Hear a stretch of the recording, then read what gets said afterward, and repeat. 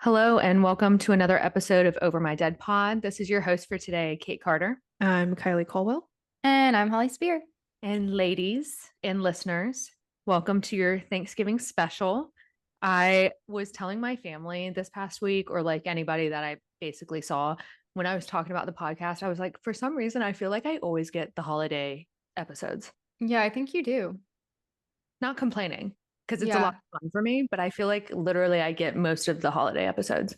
So anyways, Thanksgiving episode, welcome, welcome. So today I'm going to do something a little different, which I feel like I basically say every single episode, but this time it is a little episode, like different episode. So I'm not going to be covering just one story. I'm going to be covering four. Four. And all of these cases are going to be based around events that occurred on Thanksgiving days. But don't worry, it's not going to be a 5-hour episode. It's going to take the same amount of time. I'm just going to cover exactly what you need to know about each case, and then we'll just kind of go from there. Okay, so case number one. This is the Blount family. I might accidentally call them Blunt family because it looks very similar. So if I do, just go with it. Blount, Blunt, kind of the same. We know what's on your mind. Thank you. On the evening of November 28th, 1985, several members of the Blount family gathered together at their new trailer in the Hilltop Mobile Home Park that was located right outside of Fort Worth, Texas.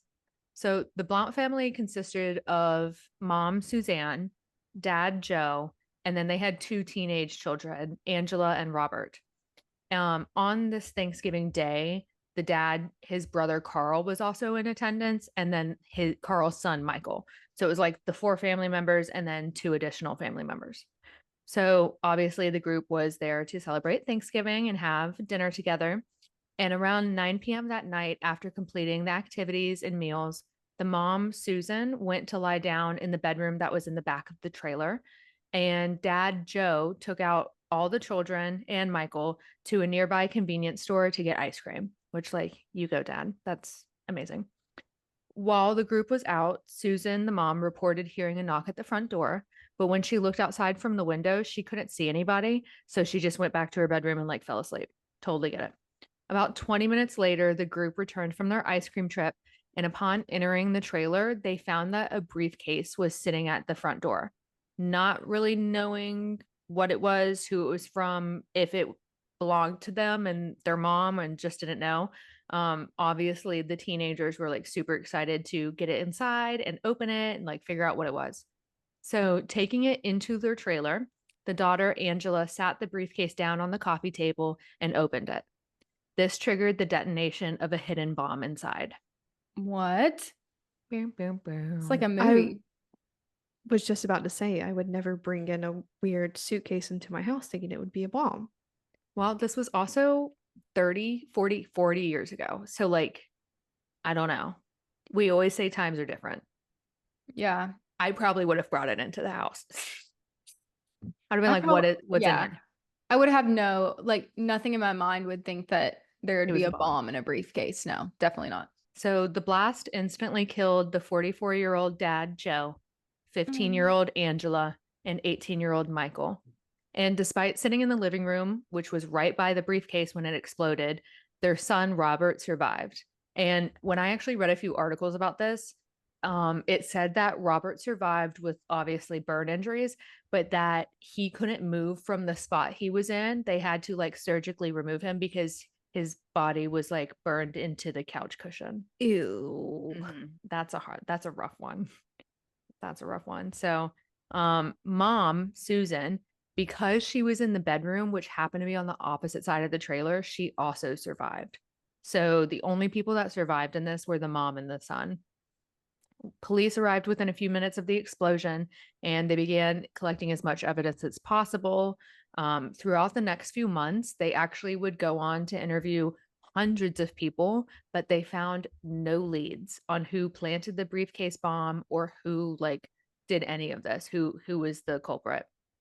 So eventually, due to the lack of movement, the case actually went cold.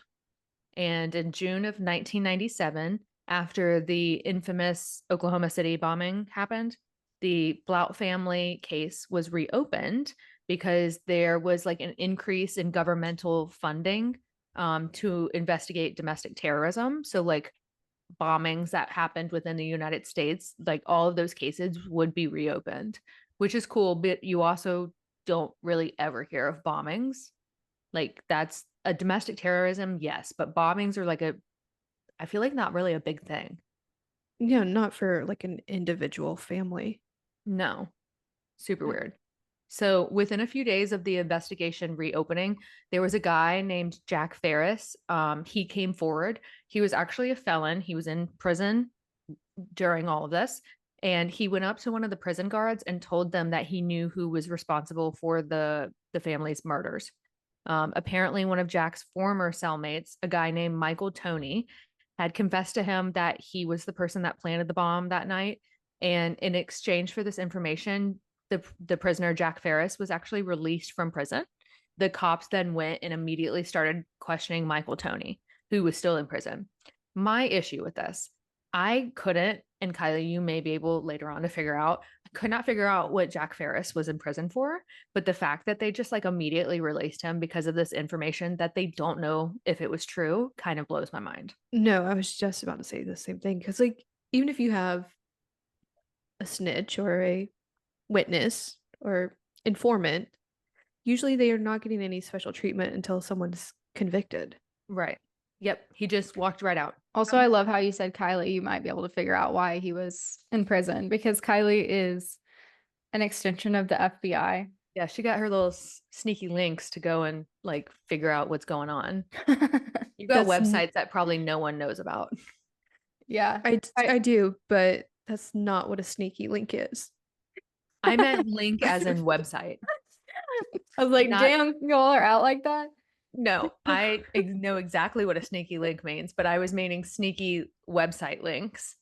So Fair I and missed it. fair. Whatever.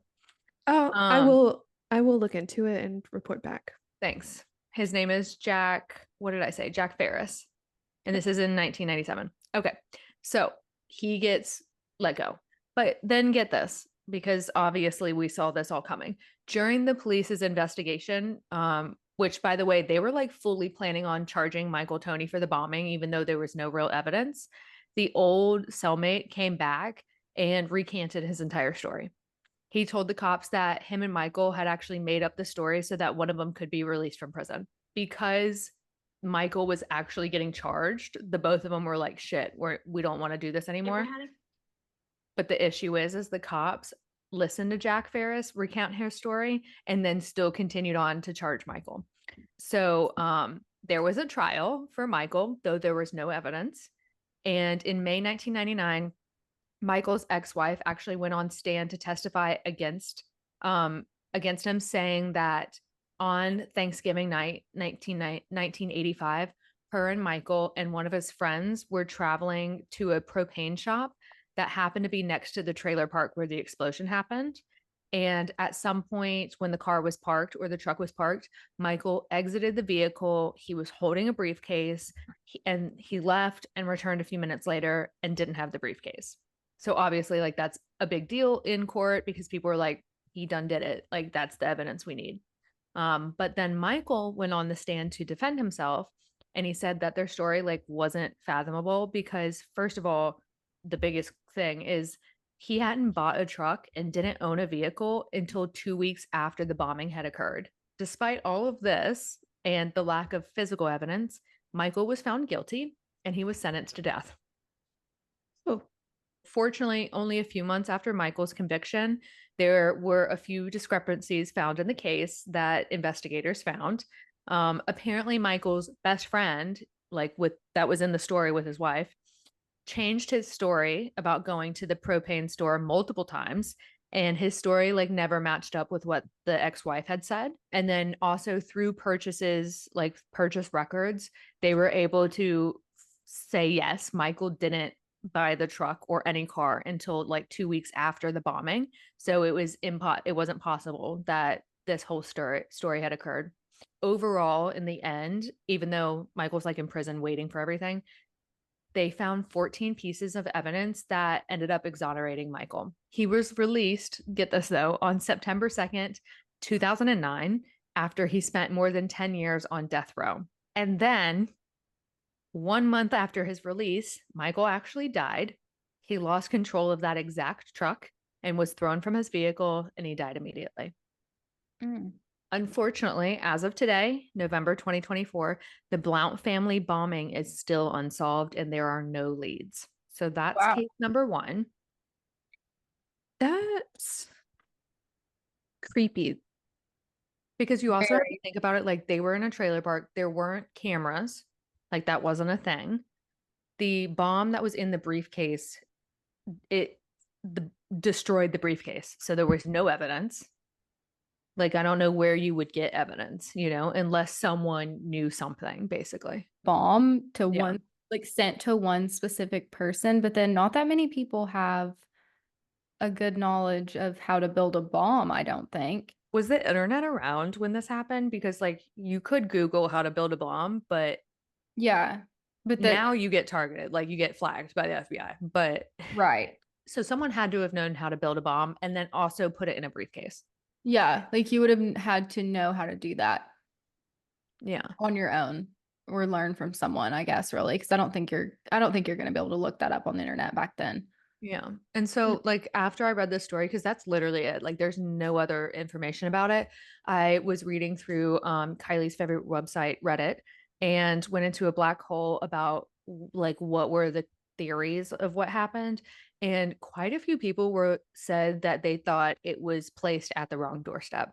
Like, it was definitely a targeted attack, but it wasn't for that family because nobody could find a single like bad thing about this family. Like, there was no money issues, there was no divorce, there was no job issues. Like, everybody was good and Gucci. I Hmm. think that makes the most sense, but that's also like the most unfortunate. And it was a brand new trailer. So like, or a brand, they just moved in there, you know? Yeah. Oh, so it could have been like the previous But I feel like owners. the cops had to have like thought about that. You would think. Well, you don't know. We don't know these days, Never can be too sure about the cops inferring things that everybody else knows. especially No offense. 40 years ago. So, case number two. On the eve of Thanksgiving, November 24th, 1971, a man was carrying a black briefcase and he boarded flight 305, which was a Northwest Orient Airlines flight from Portland International Airport, and he was heading to Seattle. So, like, 30-minute flight. On this man's ticket, his name was listed as Dan Cooper. A few minutes after takeoff, the man ordered a bourbon, a 7 Up, and he handed one of the flight attendants a note. Thinking that the note was just like the man giving her his phone number, she kind of like the flight attendant ignored it. She like put it in her pocket and was like moved on. Only a few minutes after that, the man went up to the flight attendant and told her, quote, "Miss, you better look at that note. I have a bomb." The flight attendant immediately opened the note and found, "I have a bomb and want you to sit by me," written in all caps. The flight attendant then went and sat by the man, who showed her what was inside of his briefcase. There were 2 rows of red cylinders, a wire, and a large battery. So to her, this looked exactly like a bomb, no doubt about it, kind of thing. After getting more instructions from the man, the flight attendant walked up to the cockpit and told the pilots what was going on and what the man's requests were. He wanted $200,000 by 5 p.m. He wanted 2 front parachutes and 2 back parachutes. When the pilots radioed what was going on, like to the airport towers locally, they assumed that because the man wanted more than one parachute, he was going to take a hostage with him, which makes sense. So therefore, the pilots were instructed to give the man proper parachutes and not faulty ones. Because if you think about it, if like a hijacker is like, "I want a parachute," it was just him jumping out of a plane, you would probably like puncture, rip his parachute. Are parachutes something that are kept on planes usually? No. So we're going to go over that. Okay. And neither is $200,000. Yeah, I was about to say, what are they going to do? Start collecting cash from people? Just pass around a bin. Yeah. Come on, everybody. Do you want to live or not? Yeah. So after about 30 minutes, the plane landed in Seattle, and police and the FBI were obviously aware of the situation. And the man stated that the passengers on the plane would only be released after one of the flight attendants brought him the money. So once the money and the parachutes were on board, all of the passengers got off the plane. And so now it was only the man and the flight crew on board. After having all of the things that he requested, the man gave the directions to the pilots of where he wanted to take he wanted them to take him. He said for them to head in the direction of Mexico City. He didn't say land anywhere. He just said head in the direction of Mexico City. He also gave the following instructions to the crew: to fly at 115 miles per hour at 10,000 feet in the air, which is really low and really slow, by the way. The landing gear on the plane needed to be deployed the entire time. Not normal. The wing flaps needed to be lowered. Not normal. That slows down a plane. The cabin needed to remain unpressurized. That's a really big thing. And then the plane was to take off with the rear exit door open. Obviously a no-no. Don't even need to explain that one. So at 7:40 p.m. on Thanksgiving, the plane took off again, but this time 2 fighter jets from one of the local bases, McCord Air Force Base. Shout out to McCord. We got people there. Woo woo. And Lockheed T3 from the Air National Guard followed the plane. So they were in the sky with the plane, like the police and FBI. Everybody's watching. It's like a car chase, but in the air. Yes, but they can't take them down. Yeah, they can't like ram them into the side Yeah. of the guardrail or anything. It's like the undercover cop stalking your house kind of thing. right. Yeah.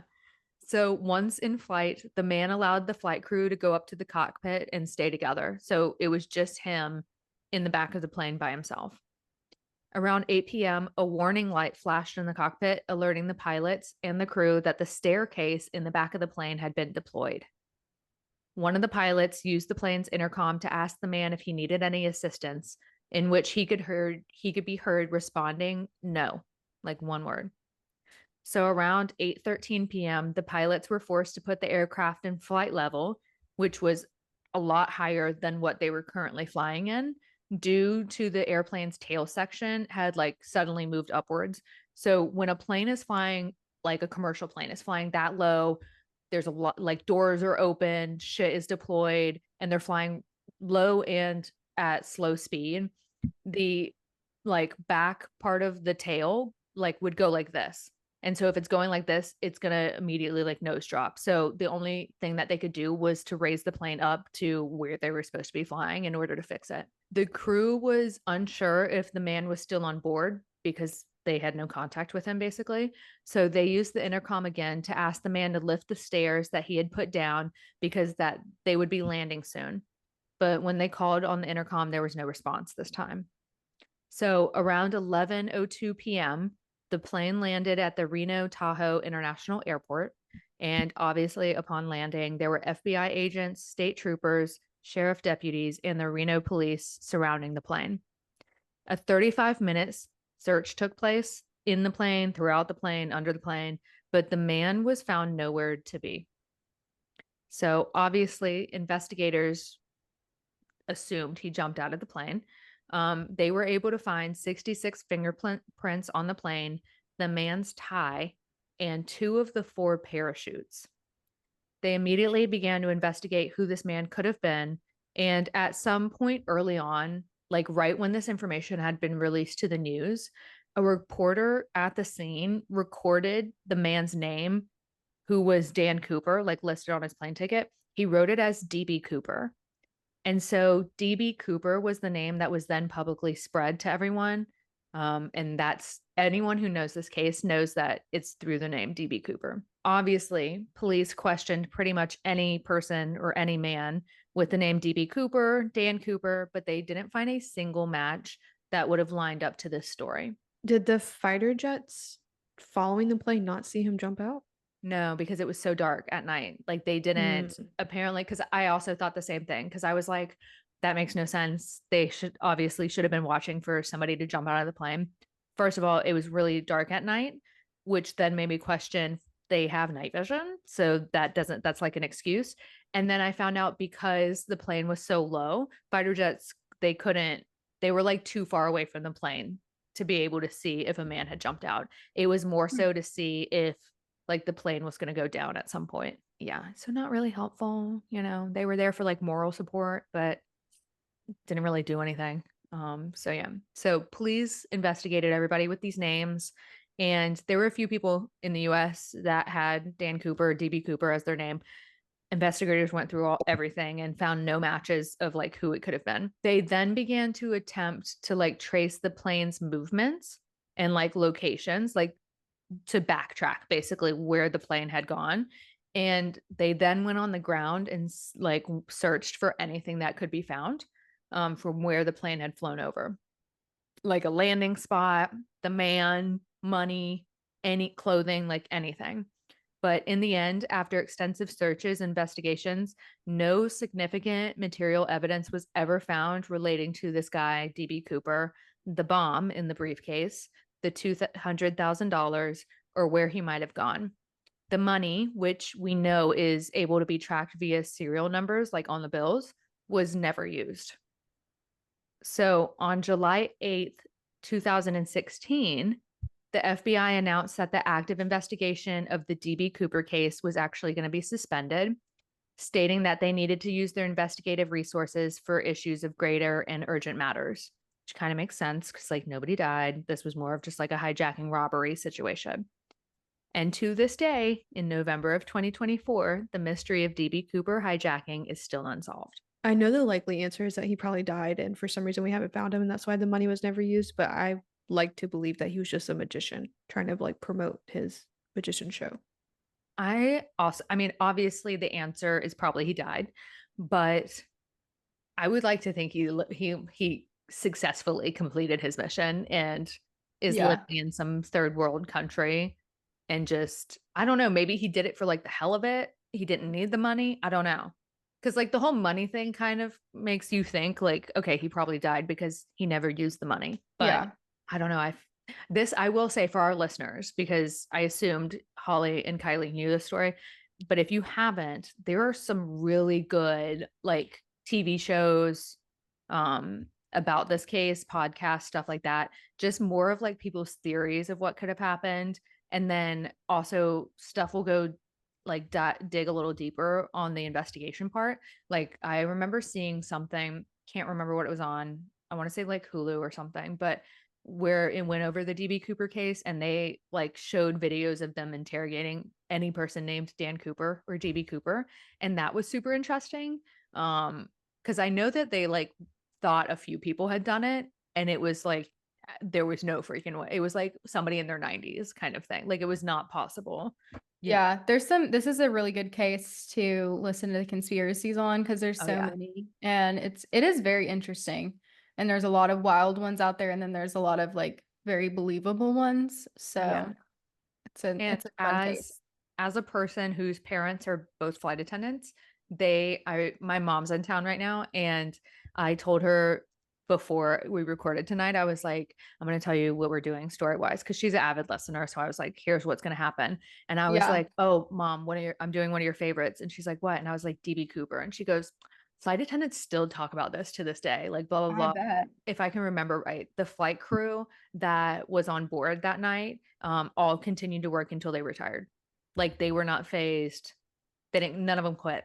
Yeah. The most minor inconvenience or scare that I would ever get on a plane if I was a flight attendant, I'd be like, that's enough for me. Yeah. I feel like you'd be like, I'm done. Oh, I'd be out of there. I'm done. I'm out. Slightest inconvenience, I mean it too. I'd be out. Okay. So case number 3. Y'all sit in your seats because this is a good one. And I promise you it's not a bombing one. I don't know how I ended up with 2 back-to-back Yeah, bombings, but you have a theme tonight.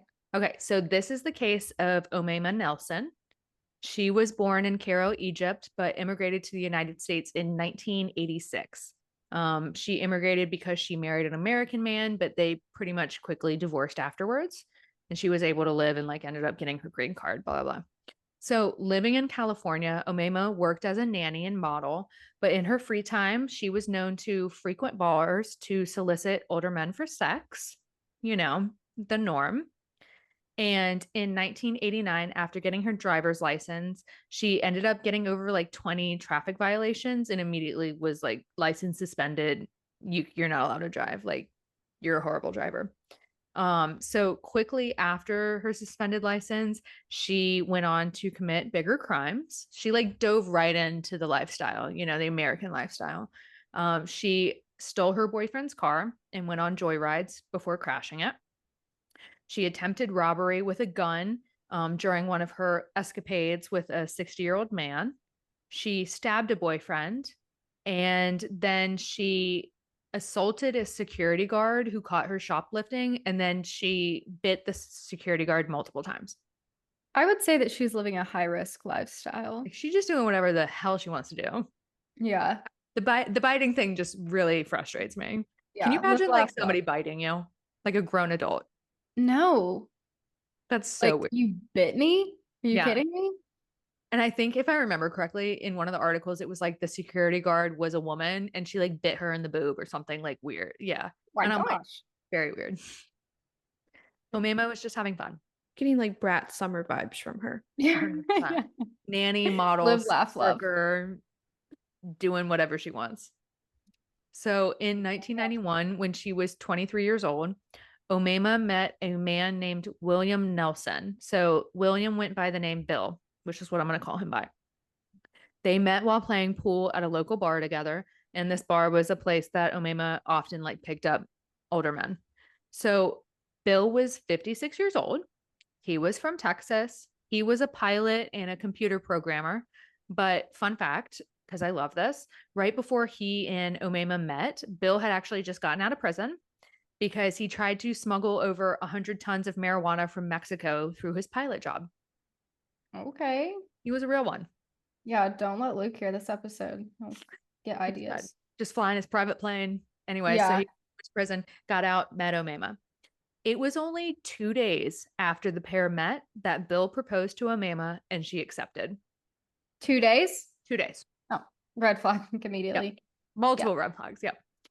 So this part's a little like I'm a little skeptical. It's a little sketch because there's not a lot of information about it. But what I could find, Bill and Omema went on a honeymoon together like 3 weeks later after proposing to her. And that was at the beginning of November. So they did their honeymoon in a place called Laredo, which is in Spain. I assume maybe he got his private pilot's license again. And I don't know. I don't know how they got there, but I just assume he like flew his drug trafficking plane. Right. So Perfect. this is where the couple met their future lawyer. His name is John. Don't know how that happened. Don't know like why you would go on a honeymoon and like you meet a man who's an attorney and you're like, you know what? You should be my attorney, like for life.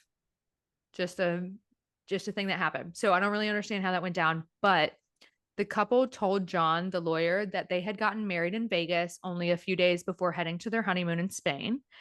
But then later on, everyone would find out that there was no records of their marriage in any state, in any database. So, to me, it sounds like they didn't really get married. They were just lying about it. But not to mention, while this was all going on, because it had been like 4 weeks total, the whole process, Bill was actually still in the process of finalizing his divorce from his ex-wife, Kathy. From what I know, at least, I don't think you can marry someone when they're in the process of getting a divorce, like legally. No. Right? No. It has to be finalized. Yeah. So obviously this all raised red flags. I mean, their whole story of 4 weeks is red flags. But at the time, no one knew that their marriage wasn't legit. Like it wasn't until later that people found out it was not real. So moving on, 6 weeks after meeting each other, 4 weeks after their marriage and honeymoon, on November 28th, 1991, Thanksgiving Day, Omema stated that while she was tied to the couple's bed during a bondage activity, Bill sexually assaulted her.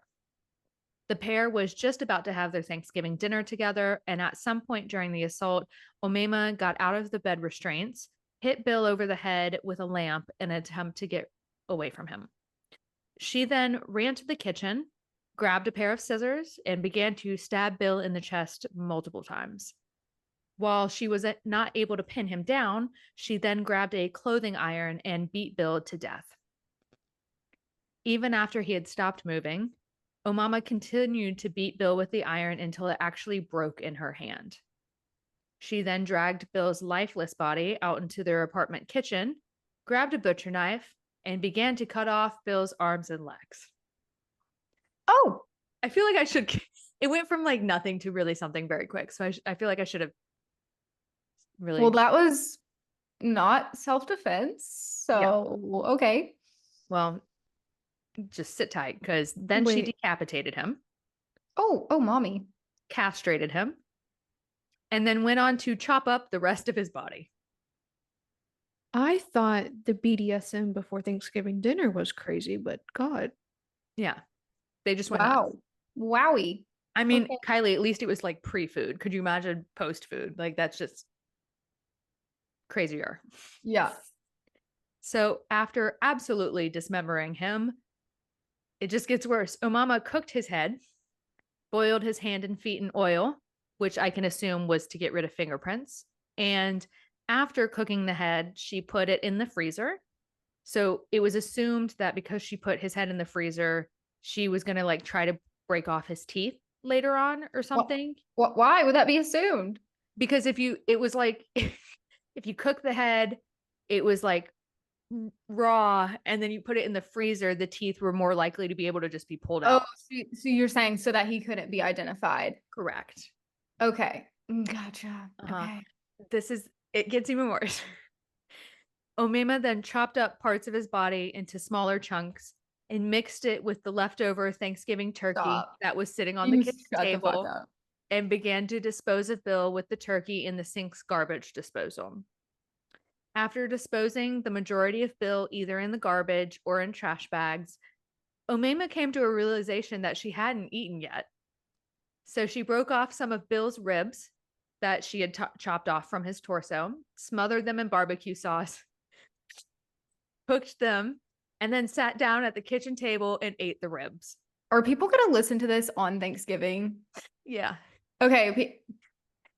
Our listeners are going to be so skinny. Trigger warning, trigger warning. I went 'Cause from this like is simple bomb ill. cases to something crazy. Oh my This story was the gosh. main reason I wanted to do the Thanksgiving special. If you're going to somebody else's house for Thanksgiving, watch them prepare the food. Yeah. Yeah. I love that like she was like killed him, dismembered him, cooked shit, whatever, got rid of his body. Oh wait, I haven't eaten yet. Okay, but I'm gonna eat his ribs. she has obviously like charges and things, crazy stuff that she's done before this, but this seems like an escalation. Like you killed someone, you beat them to death to a pulp, and then you dismembered them, and then then you're just all of a sudden a cannibal. Like Yeah. this My seems favorite part's the barbecue sauce. So, in the end, the killing, dismemberment, cooking, and eating of Bill took Omema over 12 hours. And apparently, during those 12 hours, the kitchen disposal had been on the entire time, which is something the neighbors would later point out that they heard and thought was odd. But, like, would you call the cops if you heard a garbage disposal running? no. I don't think I've ever heard anybody else's garbage disposal running, even in an apartment complex.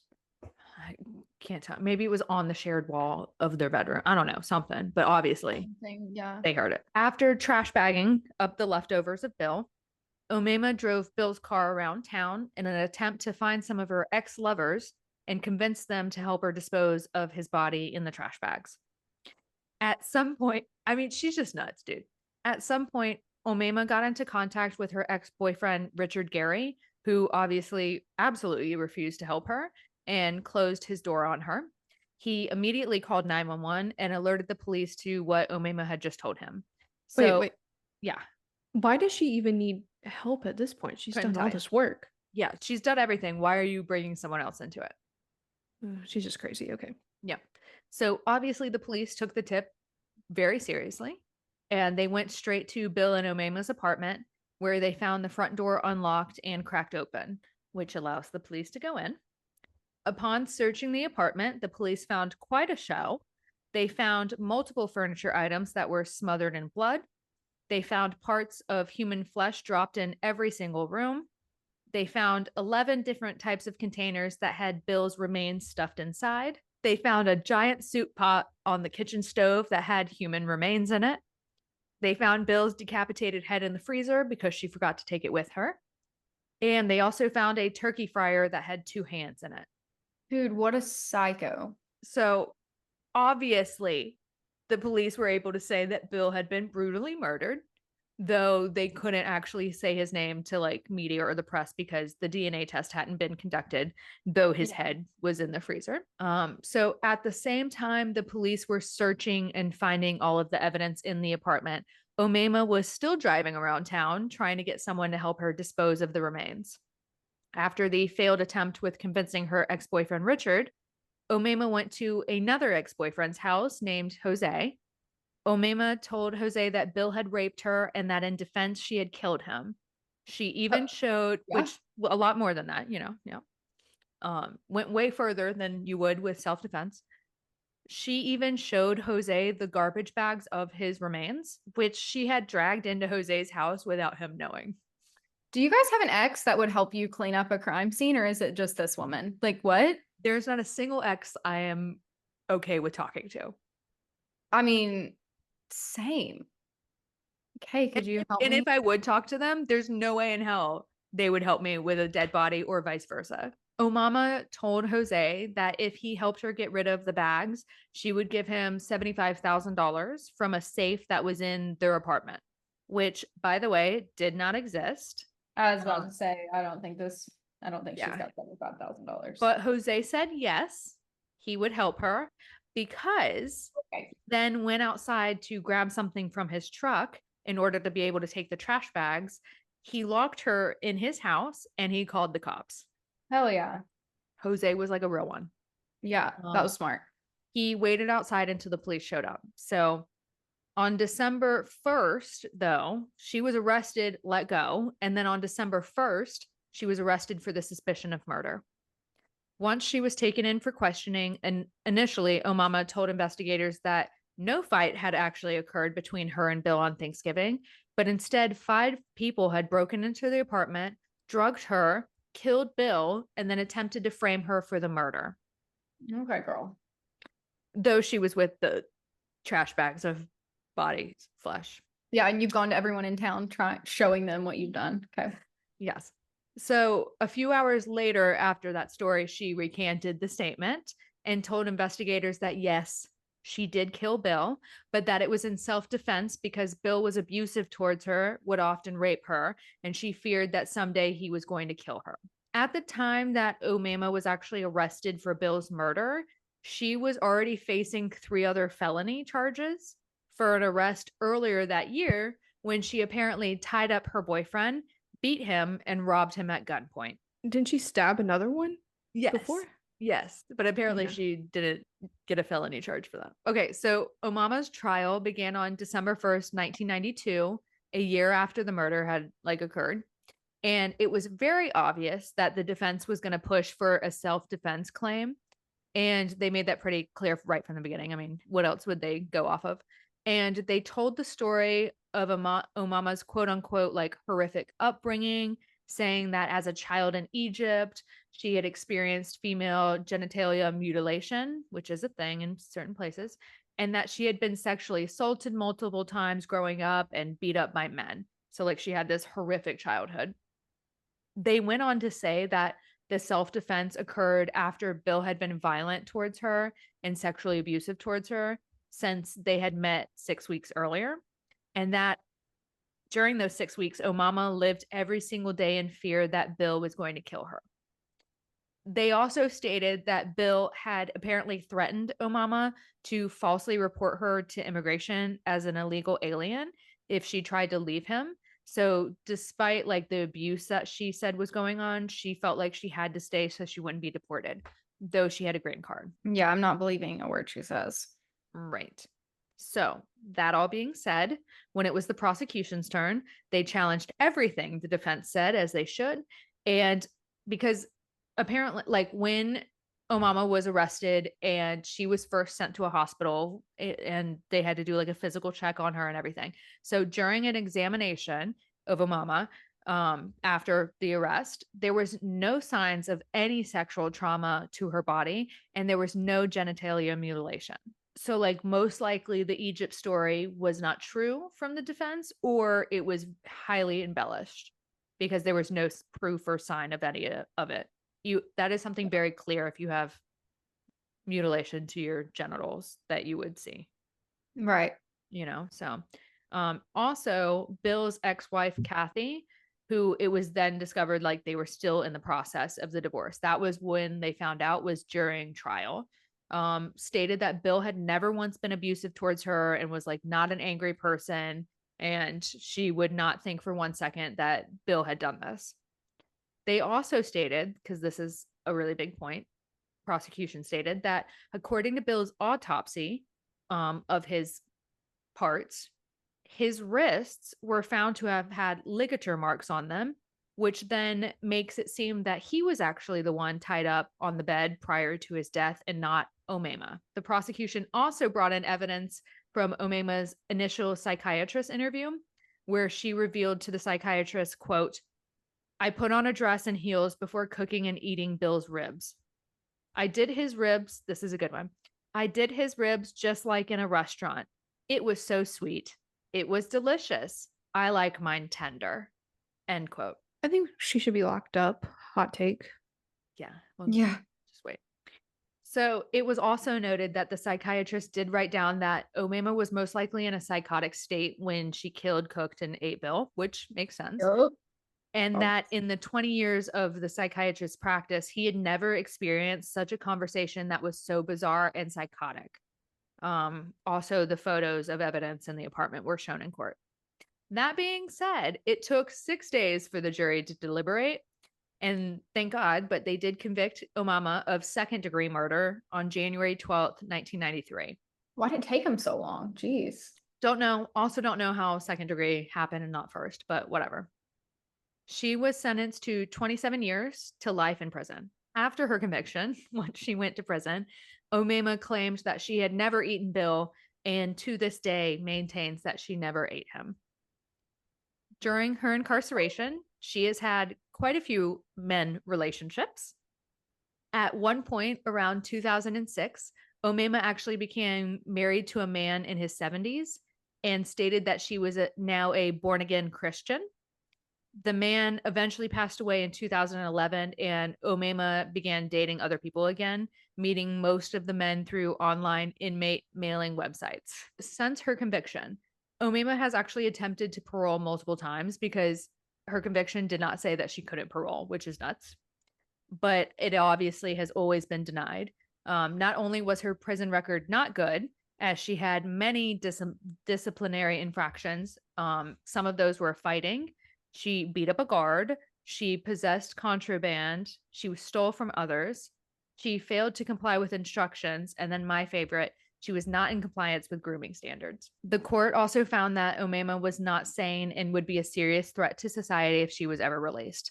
That being said, she is now eligible for parole again in 2026. And that is her story. She needs to stay in jail. This comes out on Thanksgiving. Like, we're gonna gross some people out. We're gonna have to like a trigger warning or something. Yeah, really. Okay, so case number 4, which is our final one, is a guy named Paul Merhige. So this final case that I'm going to talk about today actually took place where I currently live in Jupiter, Florida. And fun fact, shout out to my in-laws, David, Michelle, Tammy, if you guys are listening. I was at their home this past weekend, and somehow, one or another, this story was mentioned. And that's when I found out that they were actually in the same neighborhood when this event occurred and were only a few doors down. In 2009, 18 family members gathered together at the Sitton House on Thanksgiving. Some of this group included grandparents Ramonde, Antoinette, Muriel, her husband Jim, and their 6-year-old daughter Michaela. So the people who own the house are Muriel and Jim, and then they have a 6-year-old little girl, Michaela. The grandma's sister was there. Her name was Carol. Carol's husband was there, so a grandpa, and then there was 3 adult children. And the 3 adult children was a guy named Paul and his twin sisters, Carla and Lisa. Lisa's husband was also there as well.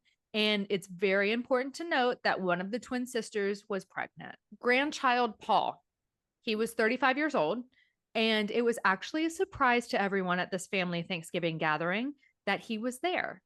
And I wouldn't say it was a good surprise because the year prior, some type of like family argument had gone down between the owner of the house, Dad Jim, and nephew Paul, which resulted in Jim banning Paul to any gatherings at his home from there on out. So Paul showing up was like, everybody was shooketh. A little background on Paul.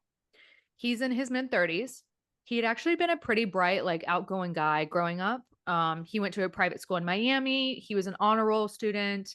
He was an avid athlete. He participated in like multiple high school sports and got scholarships, and he was super family oriented. As an example, in his high school yearbook, you know how you can like pay for a page and it's that senior's page. So like usually it talks about like what they've done in life, where they're going to college, blah blah blah. Paul actually dedicated his entire page to his family and wrote all about them instead of himself. So like big family dude, you know. That's sweet.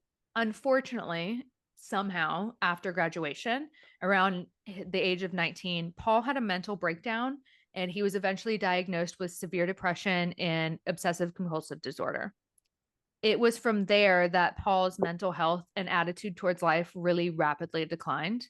He wasn't able to keep a job, so he stayed unemployed for the rest of his life, and he lived with his parents in Miami. Throughout the years, Paul ended up becoming violent towards his parents because of his mental illnesses. And at some point, after getting into a physical fight with his dad, he actually attempted suicide by shooting himself in the chest. But he survived that suicide attempt. And so, obviously, as I can only imagine, it sent him into a darker place. In 2006, Paul's sister, one of the twins, Lisa, had even filed a restraining order against her brother Paul because he had threatened to kill her multiple times. Like everybody in the family was scared of him at this point. So imagine now that it is Thanksgiving in Jupiter, Florida, and Paul just shows up.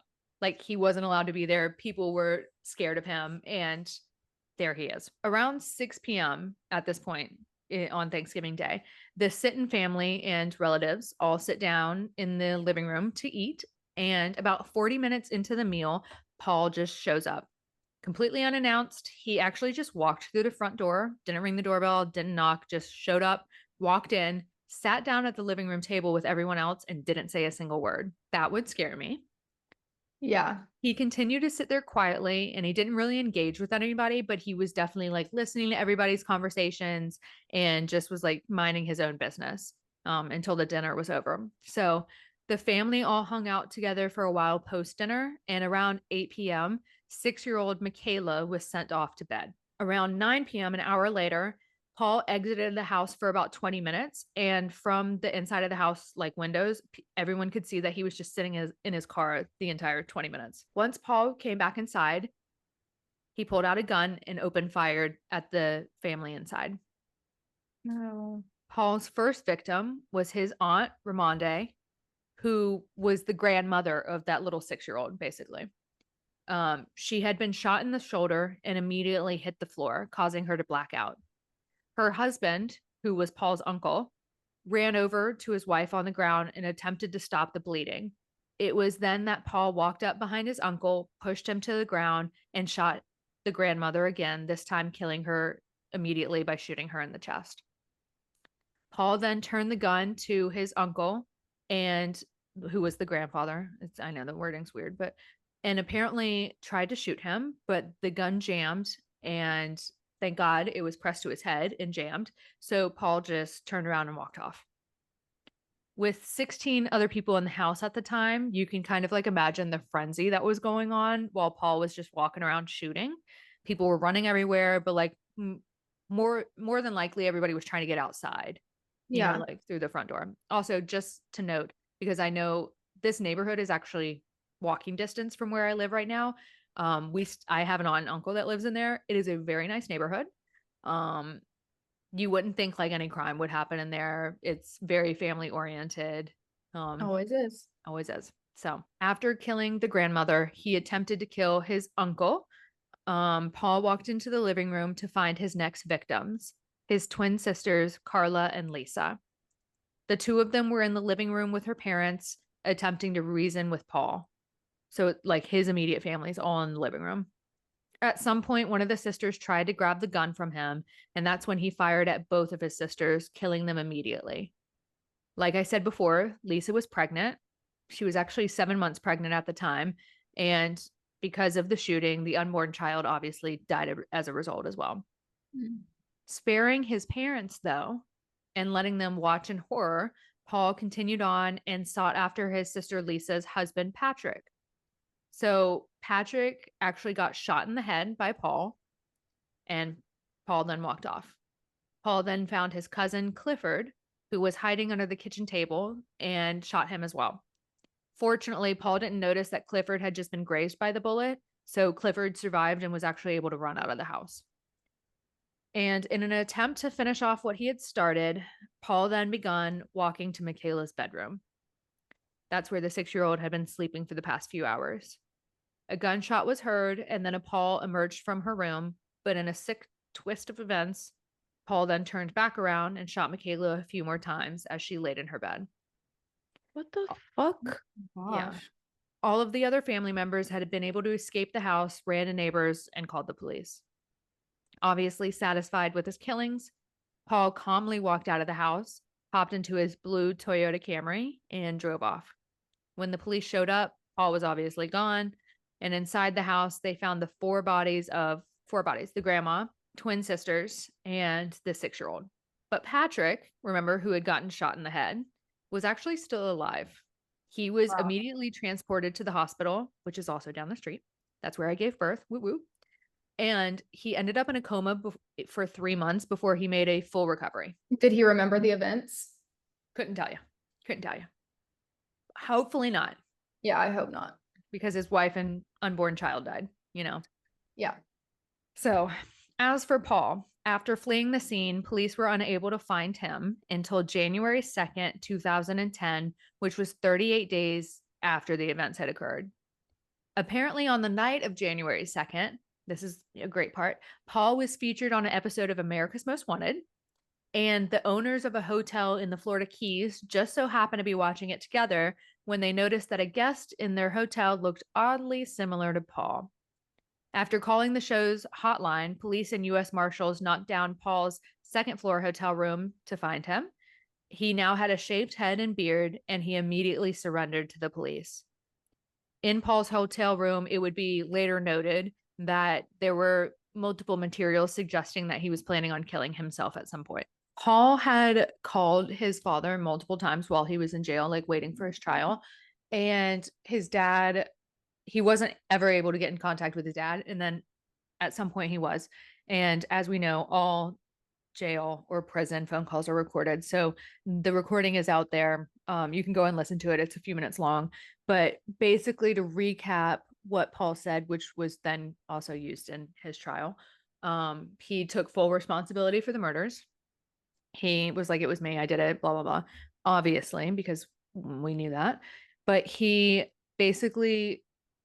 said earlier that he had waited 20 years to do this killing, but then completely regretted doing it, saying that he thought about the events often and about them being angels in heaven now.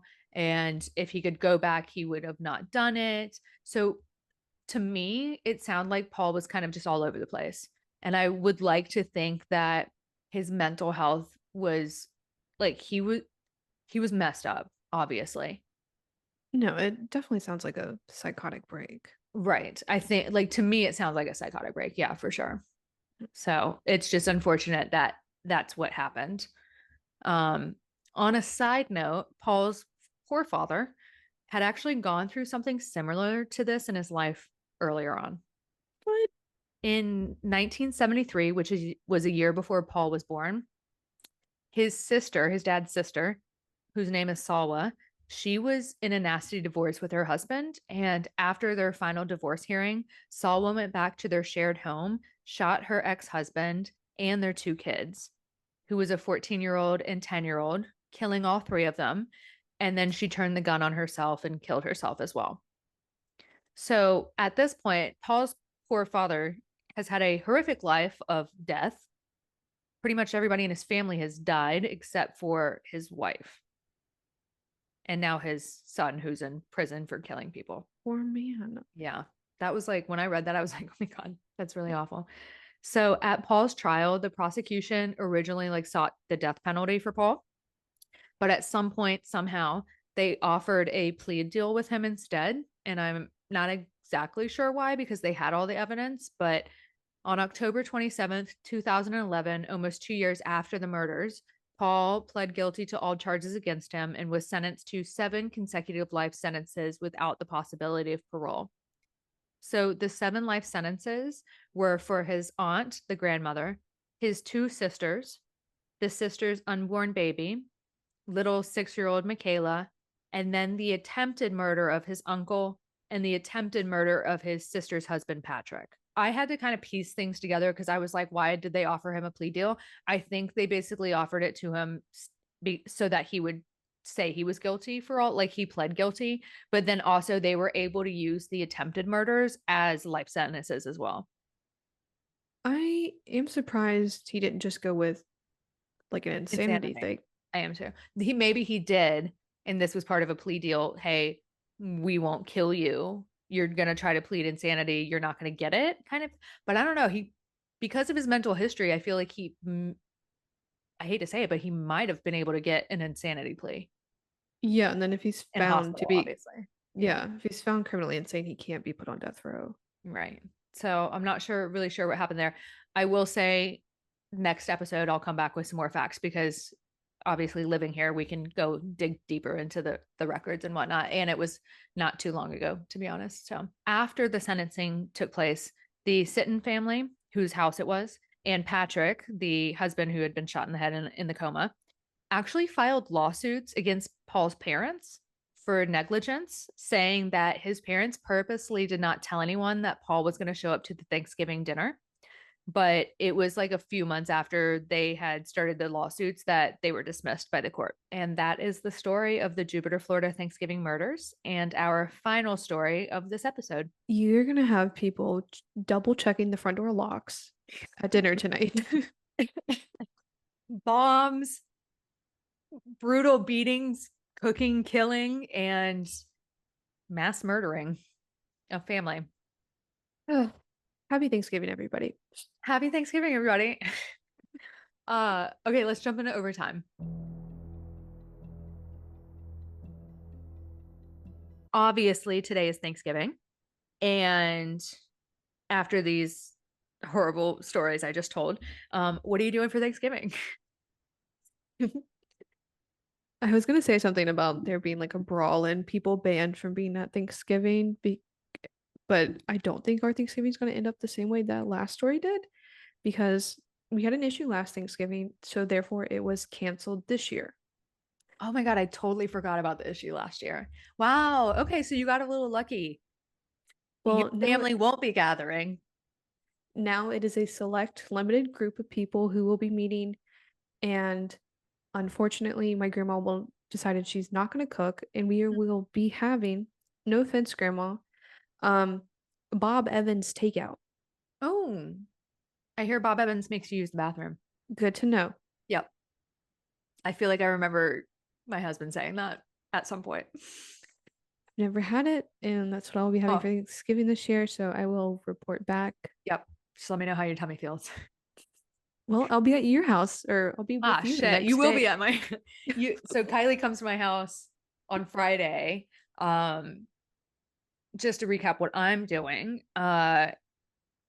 In such a sad way, because I don't even want to announce it.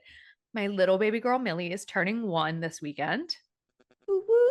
which is everybody's so excited for, but I have been crying for 30 days straight, I swear. Like it's just I think the whole her 11th month, which has been the month of November, I have put her to bed every night and have cried while she's like sleeping on me. Just as a mom, like I just don't want her to get older, like I'm really into the baby phase. So for her to be growing out of that and like turning 1 and doing new things and she's gonna walk soon, like absolutely breaks my heart. I know. I feel like one is like it's the big one. She's no Huge. longer a little baby. Right. Yeah. Mm. And Kylie and Holly and obviously like my family and everybody's seen her grow from a little tiny boy to her 1 year birthday party being this weekend. So for Thanksgiving, I actually have family and friends are flying in for Millie's birthday party that's this weekend on Saturday. So we're actually gonna celebrate at an Airbnb that everyone's gonna stay at. And we're gonna do a Thanksgiving dinner that I ordered from Publix. That sounds way better than Bob Evans. Yes, it does. We tried to get my grandma to get on board with the Publix one, and she said she doesn't like it, but she's never had it before. Okay, yeah. I mean, it's really good from what I've heard. So It's gotta be its Publix. Yeah. Usually I will say, and Kylie knows this too, but like I love to cook and bake. And so normally I would have done all of Thanksgiving because I also love hosting. So I would have done all the Thanksgiving meals and whatnot. But because Millie's party is 2 days later, I just don't have time for a lot of stuff. So Kylie will actually be driving in tomorrow, Friday, to come celebrate for the weekend. It's gonna be an absolute rager. Yep. So next week we'll have a Thanksgiving recap and Millie birthday We're party gonna still recap. be hungover. Probably. Are you gonna like drink? Are you gonna drink? I don't know. Well, I don't really drink that much anymore because I have to take care of a child, but But now you have babysitters. I do have babies and we're all staying in the same house together. So we can rage. It's like a giant girl sleepover with my dad and Cameron. And they're a good hang too. Yeah, and Finley. Oh, Finley's coming in? So that's a whole nother thing. Yeah, Nora and Finley are coming, and so is Benny, Carolina's dog. Oh yeah. Yeah, it's gonna be a whole fun event. So we'll update you guys on Millie's birthday party next week. We have a whole theme and everything. We'll post pictures. It'll be great. But that's basically my Thanksgiving. Fortunately, I have off of work for 2 days. I also took Monday off because people were still gonna be in town. But I'm sad. I'm a sad girl. Okay, well, don't cry at her birthday party, please. I 100% will. Okay.